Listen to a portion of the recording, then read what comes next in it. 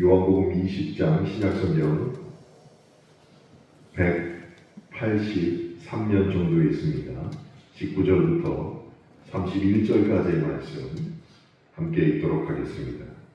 이날 곧 안식 후 첫날 저녁 때에 제자들이 유대인들을 두려워하여 모인 곳의 문들을 닫았더니 예수께서 오사 가운데 서서 이르시되 너희에게 평강이 있을지어다. 이 말씀을 하시고 손과 옆구리를 보이시니 제자들이 주를 보고 기뻐하더라. 예수께서 또 이르시되 너희에게 평강이 있을지어다. 아버지께서 나를 보내신 것 같이 나도 너희를 보내노라. 이 말씀을 하시고 그들을 향하사 숨을 내쉬며 이르시되 성령을 받으라. 너희가 누구의 죄든지 사하면 사하여질 것이요 누구의 죄든지 그대로 두면 그대로 있으리라 하시니라. 12 제자 중에 하나로서 디두모라 불리는 도마는 예수께서 오셨을 때에 함께 있지 아니한지라. 다른 제자들이 그에게 이르되 우리가 주를 보았노라 하니 도마가 이르되 내가 그의 손에 못자국을 보며 내 손가락을 그 못자국에 넣으며 내 손을 그 옆구리에 넣어보지 않고는 믿지 아니하겠노라 하니라. 여름이를 지나서 제자들이 다시 집안에 있을 때에 도마도 함께 있고 문들이 닫혔는데 예수께서 오사 가운데 서서 이르시되 너희에게 평강이 있을지어다 하시고 도마에게 이르시되 내 손가락을 이리 내밀어 내 손을 보고 내 손을 내밀어 내 옆구리에 넣어보라. 그리하여 믿음 없는 자가 되지 말고 믿는 자가 되라. 도마가 대답하여 이르되 나의 주님이시요 나의 하나님이시니이다. 예수께서 이르시되 너는 나를 본고로 믿느냐? 보지 못하고 믿는 자들은 복되도다 하시니라. 예수께서 제자들 앞에서 이 책에 기록되지 아니한 다른 표적도 많이 행하셨으나 오직 이것을 기록하면 너희로 예수께서 하나님의 아들 그리스도이심을 믿게 하려 하며 또 너희로 믿고 그 이름을 힘입어 생명을 얻게 하려 함이니라. 아멘.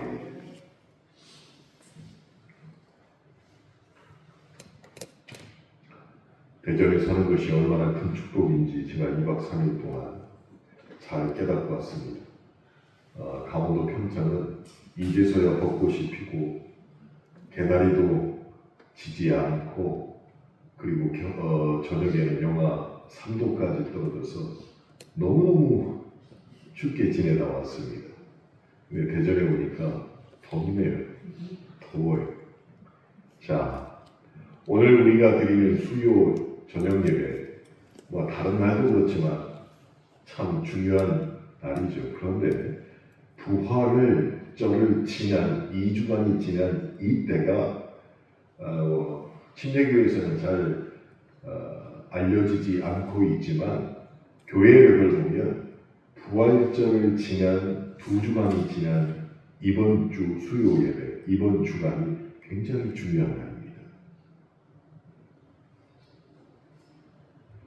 예로부터 부활절 둘째 기간을 명하는 이름들이 참 많이 있었습니다.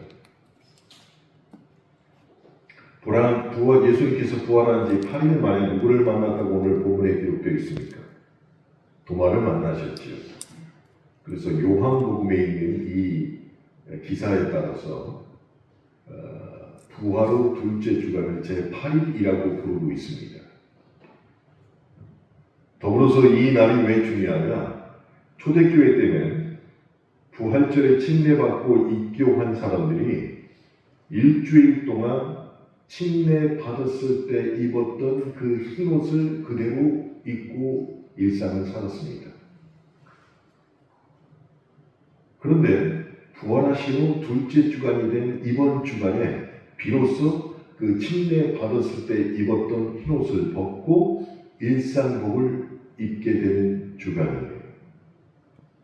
그러니 2주 동안은 나는 침례 받은 사람입니다 라는 것을 다른 사람이 알 수 있도록 그렇게 생활을 했던 것입니다. 그래서 이것을 기념하기 위해서 흰옷 주간 혹은 백색 주간이라고 부활 후 둘째 주간을 교회에서는 명칭을 따서 부르고 있었습니다.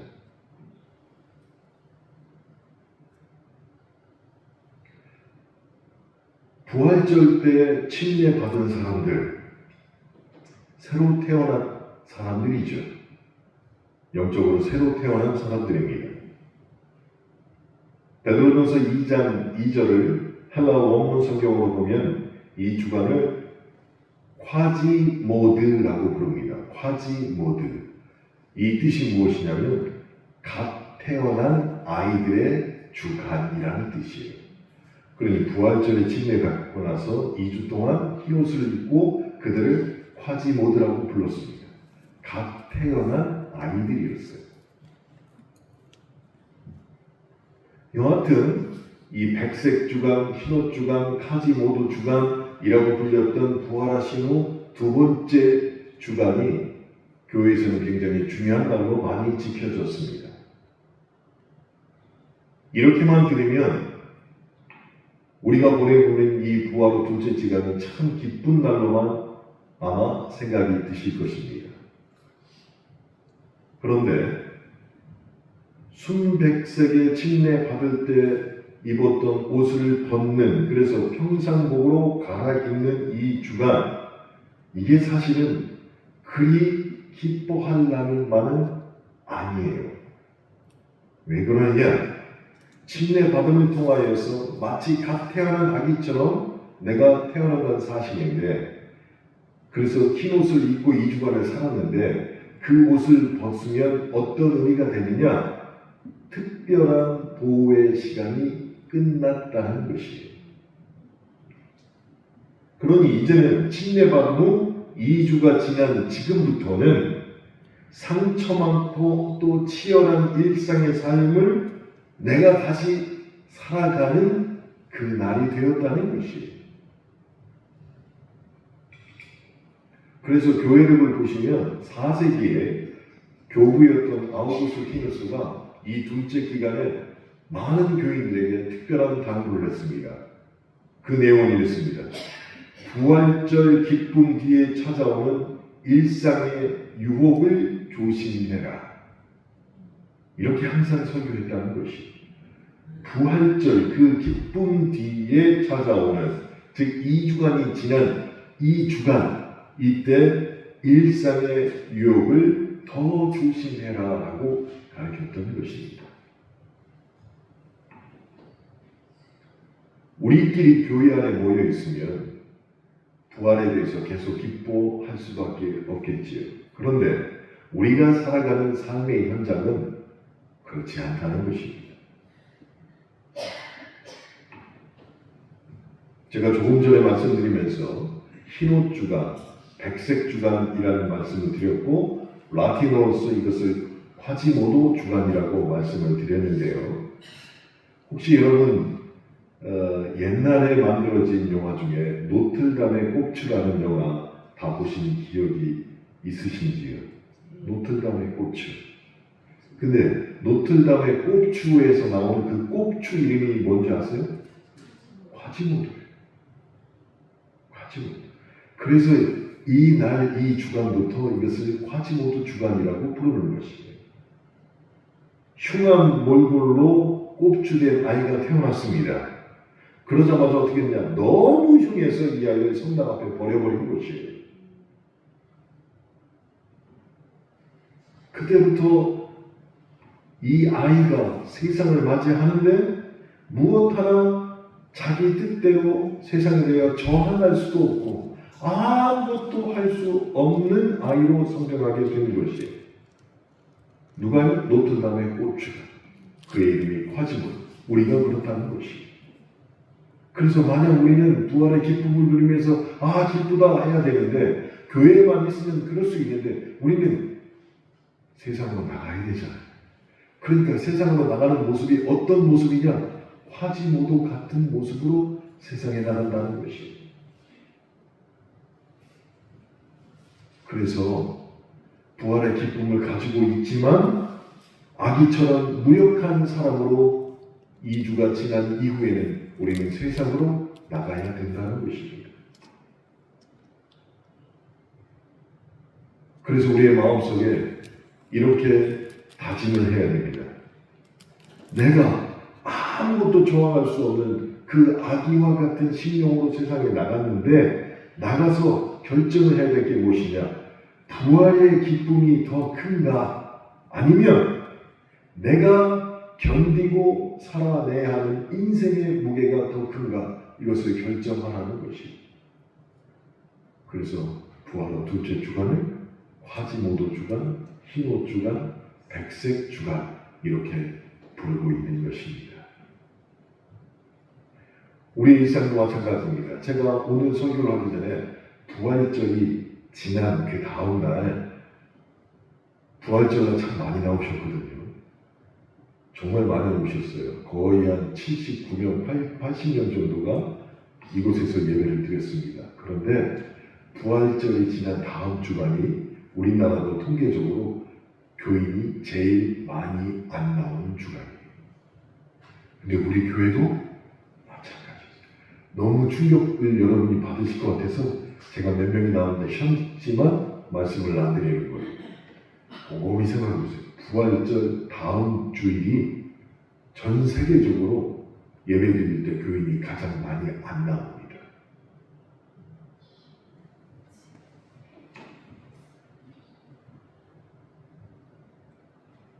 많은 사람들이 부활절 그날을 기쁘게 생각합니다. 특별한 날이라고 생각합니다. 그리고 온 힘을 다해서 부활절을 축하합니다. 근데 그 다음 주간과 그 다음 주간, 이 2주간 동안 부활절을 지낸 다음에 더 이상 교회에서 부활의 기쁨에 대해서 설교하지 않는다는 것이. 그런데 성경을 통해서 여러분 쭉 읽어보시면 부활절을 기점으로 해서 50일 동안 성경은 부활에 관련된 이야기가 공간복음에 계속 나오고 있어요. 50일 동안.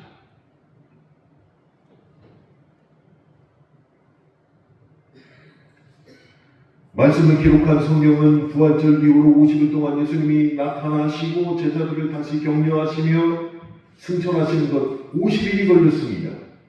근데 수많은 교인들은 부활절을 기쁨으로 받아들이고 너무너무 감사합니다 하는데 그 다음 첫째 주, 둘째 주 가장 많이 예배에 빠진다는 것이. 그렇게 부활의 기쁨이 부활절이 지나고 나면 우리 가운데서 흔적 없이 사라지는 이 2주간을 우리가 보내야 된다는 것입니다. 이게 우리의 현실이라는 것이. 그래서 부활 첫 주일을 지나고 그 다음 주, 2주 동안 우리 교인들 역시 마찬가지로 많이 빠지셨어요. 제가 지난 다음에 이렇게 말씀드립니다. 정말 많이 빠지셨습니다. 특별한 사정이 다 있으셨지요. 그런데 한번 내가 믿은 이유로 한번 생각해 보세요. 곰곰이 생각해 보세요. 부활절날 그렇게 많이 왔는데 부활절 다음 주에 그 다음 주에 나는 예배의 자리를 지키고 있었다.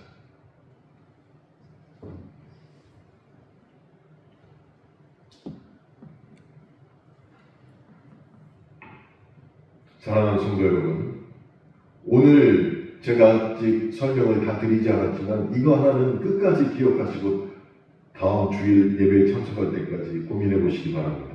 부활의 기쁨이 정말로 내가 짊어져야 되는 일상의 무게보다 더 크냐 아니면 더 작으냐 생각해 보셔야 됩니다.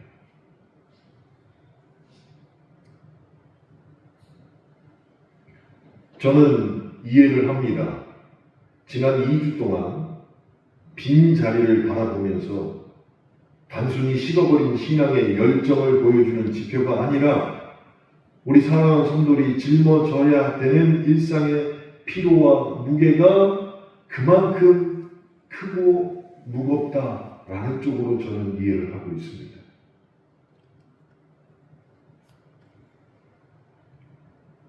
정말로 내가 부활의 기쁨을 누리고 있다면 그 기쁨과 믿음을 통해서 일상에서 나에게 다가오는 문제들을 이것들을 부활의 기쁨으로 이겨내시기를 더 기도하게 되는 것이에요. 그래서 오늘 본문이 매우 중요합니다. 제자들도 역시 그랬기 때문이에요. 오늘 본문을 보시면 부활의 기쁨이 지나간 직후에 제자들이 어떤 상황에 빠져 있었을까요? 오늘 함께 읽었던 본문 19절 말씀이 이렇게 시작하지요. 이날 곧 안식 후 첫날 저녁 때에 제자들이 유대인들을 두려워하여 모인 곳에 문들을 닫았더니 예수께서 오사 가운데 서서 이르시되 너에게 평강이 있을지어다. 이렇게 19절이 시작하고 있습니다. 문을 닫아놨습니다. 문을 잠가버린 것이에요.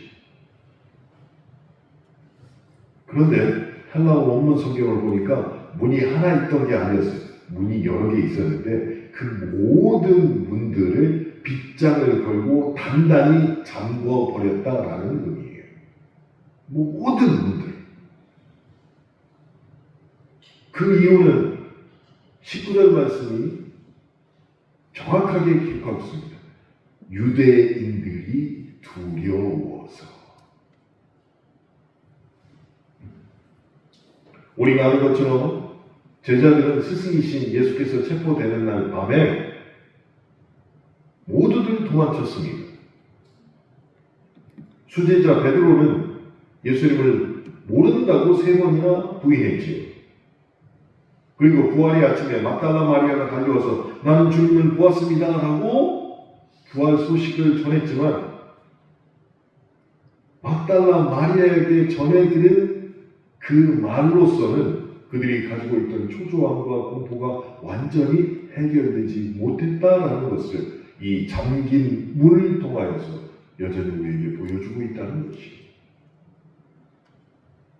그러니 제자들은 지금 당장 우리도 우리의 스승 예수님처럼 잡혀가면 어떻게 될까? 그래서 십자가 처형을 당하면 어떻게 될까? 그렇게 두려움 가운데 모든 문을 빗장을 걸어 잠궈놓은 상태로 있었다는 것입니다.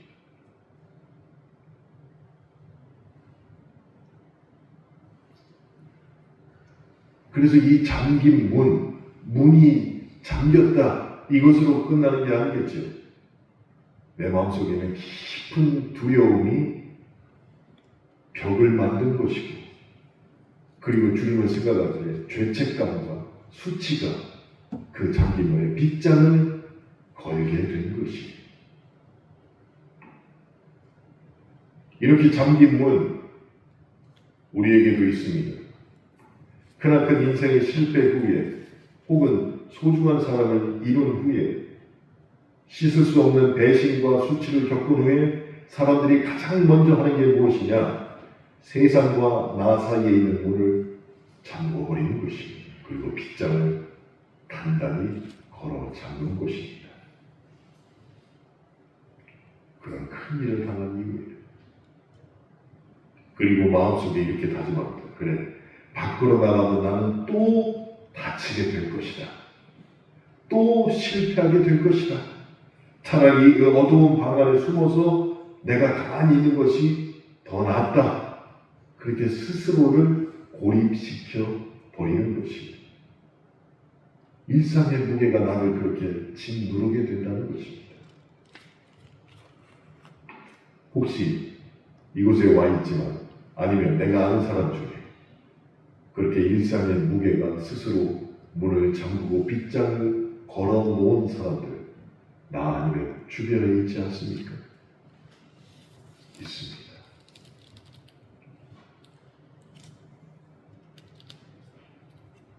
그런데 이 오늘 읽었던 요한복음의 본문은 문이 잠겼다는 그 암울한 그 그 현상, 그 뒤에 아무도 생각하지 못한 이야기를 우리에게 들려주고 있다는 것이. 자, 문을 다 잠궜습니다. 빗장까지 걸었습니다. 그러니 들어올 수도 없고 나갈 수도 없는 상황이에요. 근데 어떻게 됐습니까? 예수께서 오사 가운데 서서 이르시되 너희에게 평안이 있을지어다 말씀하셨다는 것이. 예수님께서 그 잠겨진 문 안으로 그냥 들어오신 것입니다. 다시 한번 여러분이 집에 가서 성경을 읽어보세요. 예수님께서 문을 열어달라고 두드렸다라는 기록이 없습니다. 그냥 밖에 서서 나다, 누가 와서 문 좀 열어라 말씀하신 적도 없습니다. 제자들이 두려워서 문을 단단히 잠궜지만 부활하신 주님은 조금도 그 문에 막힘이 없으셨다는 것이에요. 그렇게 잠긴 문 안으로 스스로 들어오신 예수님께서 제일 먼저 하신 말씀이 무엇일까? 만약에 저였다면 그냥 문을 딱 통과하자 들어오자마자 야 이 배신자들아 말했을 것 같아요. 야 이 배신자들 호통부터 쳤을 것 같습니다. 그런데 우리 주님께서는 천만 대신에 너희에게 평강이 있을지어다 라고 위안의 말씀을 해주셨다는 것입니다. 그런데 이 평강은 단순한 인사만이 아니었다는 것이에요. 모든 것이 온전하게 회복된 상태, 무너졌던 관계가 혹은 상처가 깨끗하게 아물었을 때 하는 말이 평강이에요. 문제가 있었고 무너지기도 했습니다. 근데 회복되었을 때 그때 하는 말이 너에게 평강이 있을지어다. 다 끝났습니다. 무너진 것이 회복되고 잠긴 것이 다 열어지고 모든 것이 끝났을 때 하는 말이 너에게 평강이 있을지어다. 이때 하는 말이었습니다. 그러니 예수님께서 잠겨진 문 사이로 들어오셔서 너에게 평강이 있을지어다 라고 말했을 때 제자들은 도대체 어떤 기분이 들었겠냐는 것이에요. 성경은 제자들의 반응을 기록하고 있지 않습니다. 제자들이 반응이 어땠는지 모든 공간복음은 여백으로 남겨놓았다는 것이에요. 그런데 우리는 그 여백에서 복음이 무엇인지를 발견해내야 한다는 것입니다. 복음은 무엇이냐? 내가 내 안에서 스스로 만들어낸 신념과 확신이 아니라는 것입니다. 정말 복음은 주님이 나에게 주신 말씀이 되어야 되는데 많은 사람들이 내가 내 안에서 스스로 만들어 놓은 신념과 확신을 주님의 말씀보다 더 의지하고 이것이 진리다라고 말하고 있다는 것이. 근데 그것이 대부분 틀리는 경우가 많이 있습니다.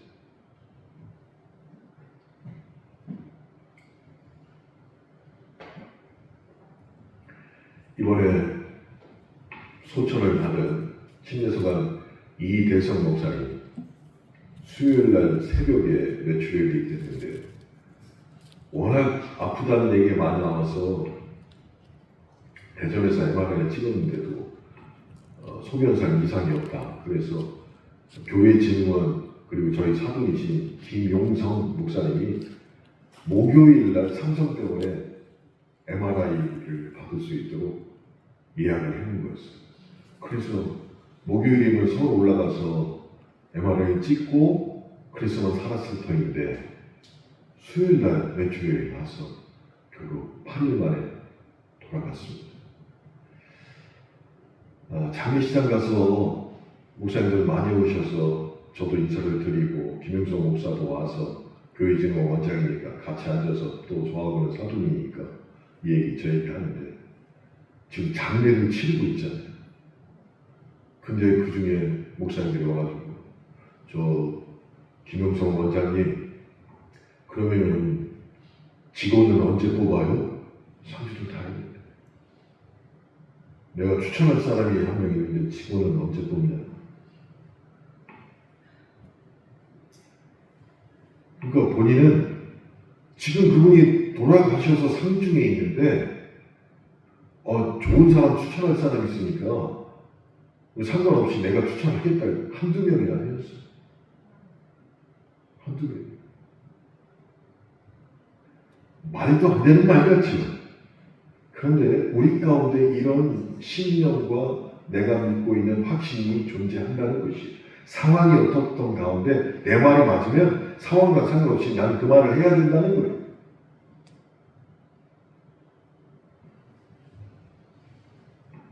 그래서 이거 목회자 성장대회에 가서 김영성 원장하고 저하고 한 1시간 반 얘기를 나눴는데 자기도 기가 막히다는 거예요.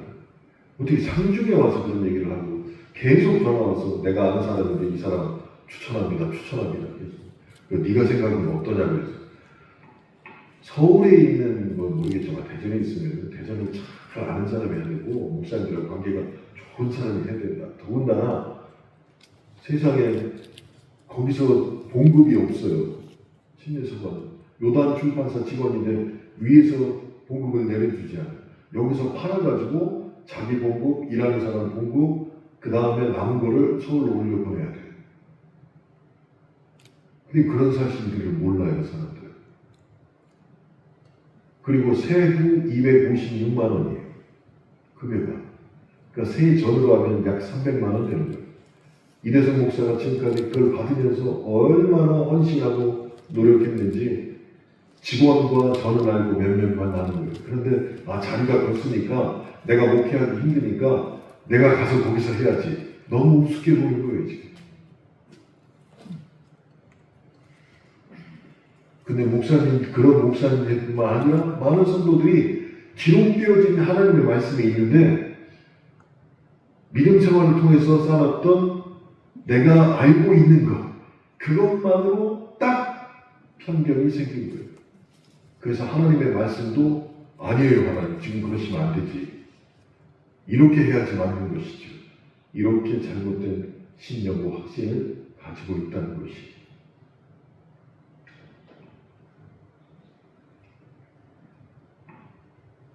제자들도 그렇게 생각했습니다. 그러니까 예수님께서 돌아가시기 전에 뭐라고 했어요? 야, 네가 내 옆에 서가지고 정말로 나와 같은 짐을 질 수 있느냐? 할 수 있습니다.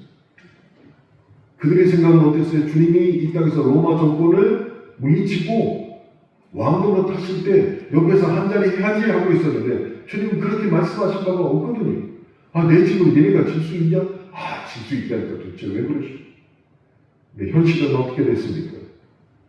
주님이 돌아가신 이후에 소망이 사라지고 두려움과 의심만이 있게 된 것이에요. 그때 가장 두려웠던 그 시간에 철저히 밖에서부터 나를 찾아와서 잠긴 문도 상관없이 들어오신 예수님. 그때 하신 말씀, 너희에게 평강이 있을지. 이게 복음이라는 것이. 이게 복음. 내가 주장하는 것이 복음이 되는 게 결코 아닙니다. 그 당시 제자들은 아무 소망이 없었습니다.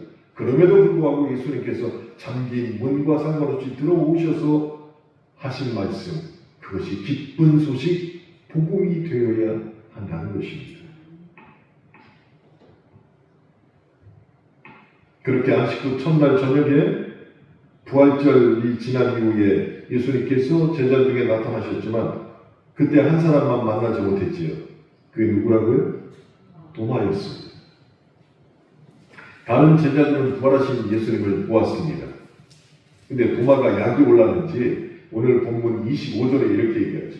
내가 그의 손에 못자국을 보며 내 손가락을 그 못자국에 넣으며 내 손을 그 옆구리에 넣어보지 않고는 믿지 아니하겠다.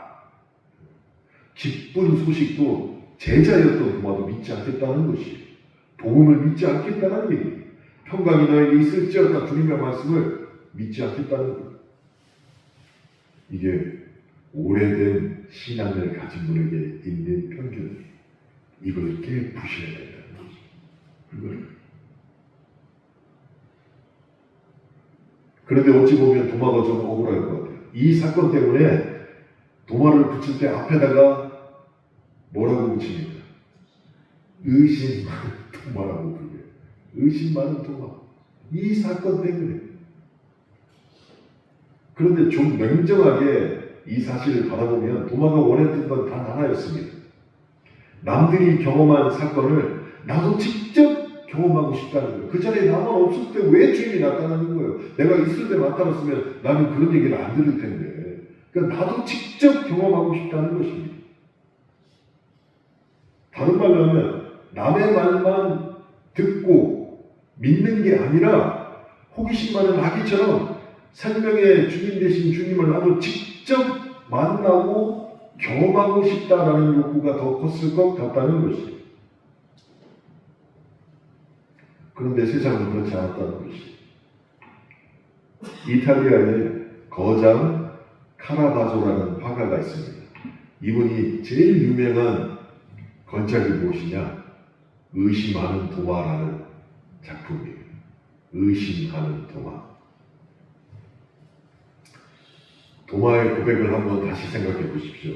예수님의 옆구리에 그 상처에 내 손가락을 넣어봐야겠습니다 라고 말했죠. 근데 이 카라바조가 그림을 어떻게 그렸느냐? 예수님의 옆구리 상처에다가 도마가 손을 넣는 그림을 그린 거예요. 이렇게 넣는 그림. 근데 이 도마의 표정이 그림상에는 내가 예수님의 상처에다가 손을 넣어봤으니까 됐다. 이분이 진짜 보라진 예수님입니다. 하고 환희하거나 즐거워한 게 아니었습니다. 아주 애매한 표정을 도마가 짓고 있어요.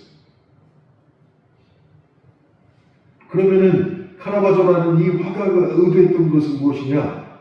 도마가 의식을 이겨낸 승리의 순간을 그 작품에 그린 게 아니라는 것이죠.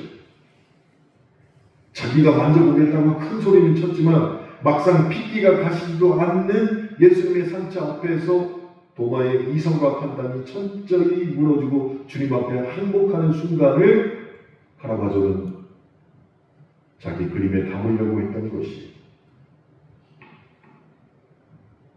사랑하는 성도 여러분, 우리가 나도 못 믿겠어요. 나도 믿음을 갖고 있지만 주님이 그런 사역을 왜 나한테는 안 하고 저 사람한테만 합니까? 나도 경험하고 싶어요.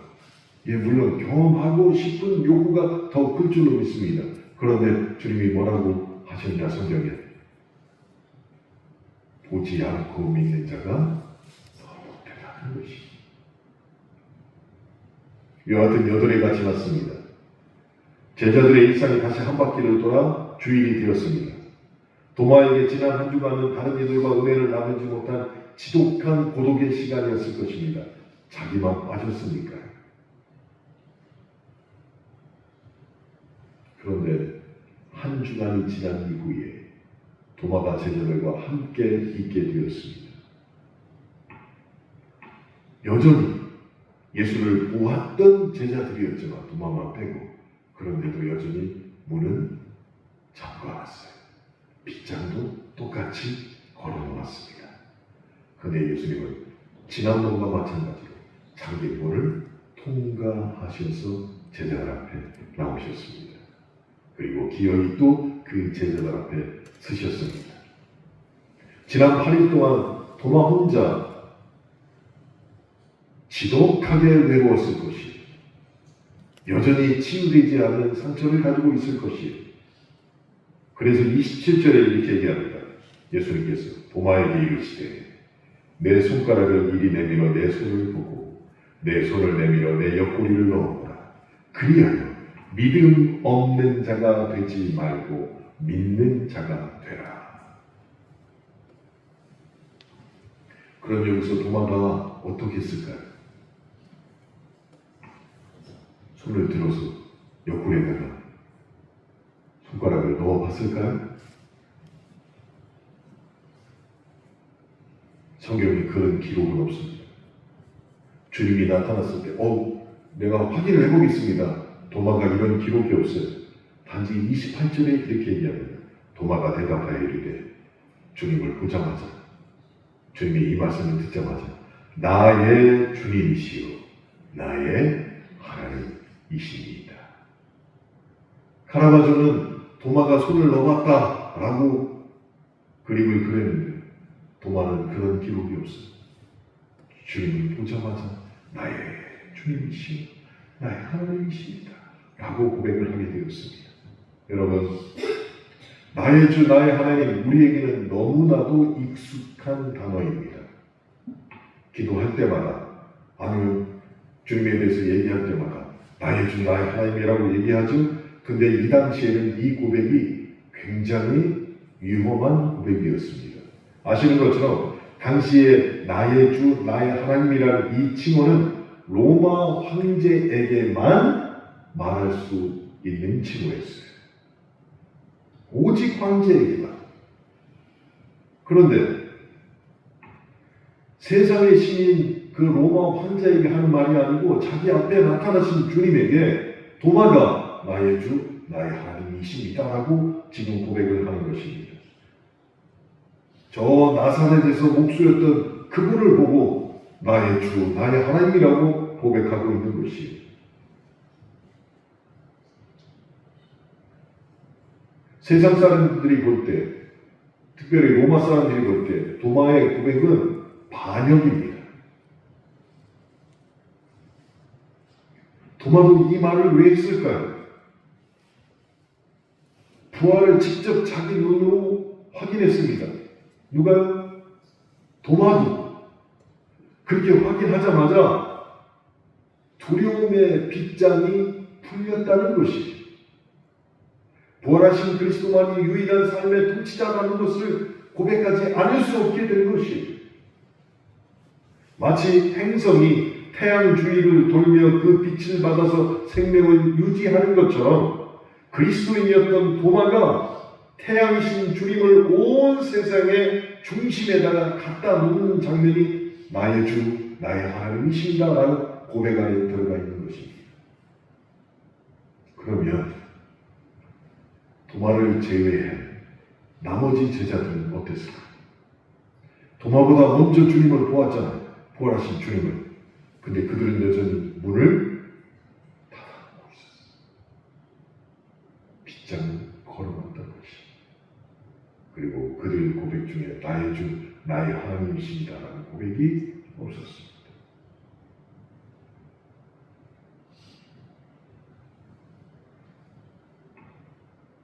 제가 여기서 또 한 가지 깨닫게 된 것은 무엇이냐면, 여러분, 부활하신 이후에 주님의 몸이 우리 생각으로는 깔끔하고 정리되고 온전해야 되잖아요. 근데 장기문도 아무 상관없이 통과하신 주님께서 도마에게 뭘 보여주셨습니까? 그 모습 그대로셨어요. 저 같으면 십자가에서 고난당한 것을 깨끗하게 지워버리고 온전한 모습으로 제자들에게 나타났을 것 같은데, 우리 주님께서는 그 흉측한 못자국과 창에 찔린 상처를 그대로 가지시고 제자들 앞에 나타나셨다는 것이. 그래서 하나님의 참된 영광은 고난을 요리조리 피해가는 얄팍한 영광이 아니라 그 고난 한가운데를 통과해낸 묵직한 영광이 될 수밖에 없다는 것이. 많은 그리스도를 주라고 고백하는 성도들이 전자를 따릅니다. 요리조리 고난을 피해가기 위하여 애쓴다는 것이. 그때 우리 주님은 부활하신 이후에도 그 묵직한 영광, 흉측한 못자국과 상처난 옆구리를 그대로 가지고 제자들에게 나타나셨다는 것이에요. 그래서 우리가 정신을 똑바로 차려야 됩니다. 잘 듣지 않으면 부활신앙을 종종 성공이나 만사 형통으로 둔갑시키는 경우가 비일비재하기 때문입니다. 그래서 이 부활을 통하여서 주님이 왜 십자가에 달리셨고 왜 죽으시고 왜 부활하시고 왜 승천하시는지를 곰곰이 시간에 따라서 묵상해야 되는데 부활만 딱 들으면 십자가는 빨리 지워버리려고 노력한다는 것이. 그리고 그 부활 이후에는 화려한 보상이 있다라고 믿게 되는 것이. 그런데 우리가 함께 읽었던 본문 요한복음 20장에서는 부활의 주님께서는 우리가 그렇게 기대하고 바랐던 매끈한 승리자의 모습이 아니라 여전히 상처난 몸을 가지시고 우리 앞에 나타나셔서 그 묵직한 영광을 보여주셨다는 것이. 사랑하는 성도 여러분, 믿음이 있으면 고통이 사라진다는 것 복음이 아닙니다. 우리 주님의 부활하신 몸을 볼 때 믿음이 있으면 우리 가운데 모든 고통은 사라집니다. 위험한 말이에요. 더불어서 무조건 열심히 기도하면 문제가 다 해결됩니다. 그것도 복음이 아닙니다. 그러면 주님의 부활하신 그 몸을 보면서 우리는 어떻게 바라봐야 되느냐? 고통 한가운데서도 주님이 말씀하신 그대로 그 고통 중에 있을지라도 너희에게 평강이 있을지어다, 이 말을 믿어야 한다는 것이. 이 말. 그런 권세가 주님에게 있음을 믿어야 한다는 것입니다. 장기문을 통과하여 우리에게 오신 분, 그래서 우리에게 너에게 평강이 있을지어다 라고 말씀하신 분, 그것이 우리가 믿는 복음이라는 것이. 결코 그 놀라운 기쁜 소식을 통하여서 상처가 없어지고 상처를 지닌 채로 살아가는 것은 복음이 아니다 라고 말해서는 안 된다는 것이. 우리 가운데 상처가 있을지라도 그것을 충분하고도 넉넉하게 이기고 살아갈 힘을 주실 분이 예수라는 것을 믿어야 한다는 것입니다. 그분이 바로 흰옷 주간, 백색 주간에 우리에게 나타나신 부활하신 예수님이십니다. 이 사건을 이후로 도마가 위대한 고백을 하게 되는데 바로 29절의 말씀입니다. 예수께서 이르시되 너는 나를 본고로 믿느냐? 보지 못하고 믿는 자들은 복되도다 하시니라. 이 말씀이 도마에게만 하신 말씀일까요? 아닙니다. 예. 바로 우리에게 하신 말씀이십니다. 우리는 도마처럼 주님의 상처를 만져볼 수 없습니다. 그러나 예배를 통하여서 기록되어진 말씀을 통하여서 보지 못하고 믿는 우리입니다. 그런 우리에게 주님께서 복을 약속하신 것이에요. 이 복을 받으셔야 됩니다. 정말로 받으셔야 됩니다. 그래서 부활절이 지났지만 우리는 여전히 가태하는 아기들처럼 무력하다는 것을 주님에게 고백해야 됩니다. 몇 년을 믿었던 간에 주님 앞에서 우리는 정말로 가태하는 아이처럼 무력합니다 라고 겸손해야 한다는 것이에요. 우리의 삶이 어떻습니까? 당장 내일이면 우리는 마기정 집사님 세무서에 출근하셔야 됩니다. 김경환 집사님 사업하기 위해서 이곳저곳 다니셔야 됩니다. 세상 속으로 나아가는 사람들이에요. 그래서 그냥 나아가면 됩니까? 아니요. 그럴 경우에 삶의 무거운 짐과 숱한 갈등을 내가 목도해야 되고 내가 경험해야 되는 그 세상입니다. 그래서 그렇게 하루를 보내고 나면 피곤에 쪄들어서 집으로 돌아오게 되죠. 그 피곤함을 무엇으로 풀어야 될까요? 오늘 본문을 통해서 우리는 확실히 배우게 되는 것이 기도와 묵상으로 풀어야 된다는 것이. 기도와 묵상. 그래야지 우리가 일상의 전쟁터에서 주님이 주시는 평강을 누리며 살아갈 수가 있는 것입니다. 저희도 평창에 갔을 때 계속 강의를 들어야 되고, 오래간만에 많은 목사님들이 있으니까 인사도 해야 되고, 여기 있는 것보다 더 힘들어요. 때 맞춰서 밑에 내려가가지고 밥 먹어야 되고, 시간 지나서 내려가면 밥도 없어요. 그러니까 막 정신없이 바빴어요. 바쁜 가운데 설명을 언제 읽을까? 그래서 저희 형제들끼리 약속을 했어요. 아침에 5시에 일어나서 카카오톡에다가 5분 녹음해가지고 올려요. 그럼 5시에 일어나가지고 성경 딱 열고 카카오톡 5분 녹음하는 길인데 딱 누르고 나서 성경 읽고, 그리고 단톡방에 올리면 성경 읽었구나. 성경 읽었구나. 이게 표시가 나는 거예요. 힘들어도 어떻게 해야 된다고요? 기도와 묵상, 즉 말씀을 읽고 그 말씀을 묵상하는 시간으로 그 피곤함을 이겨내야 한다는 것입니다. 그러니 우리는 기억해야 됩니다. 부활을 1년에 단 하루로 끝내는 행사로 여기면 안 된다는 것이죠. 부활은 인생의 질이 두렵고 무거워서 마음의 문을 걸어 잠그고 숨어있는 우리에게 매 순간 주님이 찾아오셔서 너에게 평강이 있을지어다, 이렇게 말씀하시는 듣는 시간이 되어야 한다는 것이죠.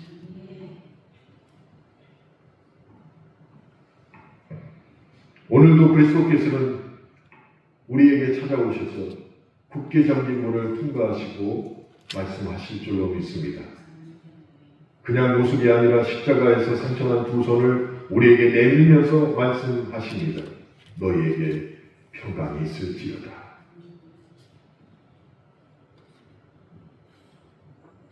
오늘 저녁에 집에 가서 여러분 주무실 때 제자들에게 말씀하셨던 주님, 제자들과 도마에게만 그렇게 말씀하신 것이 아니라 오늘 교회에 모여서 예배드리고 신앙생활하고 있는 모든 그리스도인들에게 주님이 찾아오셔서 너에게 평강이 있을지어다, 매일 같이 말씀하시기를 확신하시길 바랍니다. 그럴 때 상처받고 고난한 우리의 일상 가운데 주님이 주시는 회복의 능력을 경험할 줄로 믿습니다. 그 일상 속에서 갓 태어난 아기처럼 주님의 손길을 의지하시기 바랍니다. 그래서 기도할 때마다 나의 주, 나의 하나님, 도마가 말했던 그 정직하고도 위대한 고백이 일상의 두려움에 갇혀있을 때, 굳게 닫힌 우리의 문과 이 땅에 잠긴 모든 문들이 빗장을 걸어서 갇혀있을 때 이 단 두 마디, 나의 주, 나의 하나님이라는 고백이 주님의 평강을 우리에게 가져올 수 있다는 것을 믿으시고, 어떤 어려움이 있더라도 포기하지 마시고 나의 주, 나의 하나님을 찾으시길 주님의 이름으로 축원합니다. 잠시 기도하시겠습니다.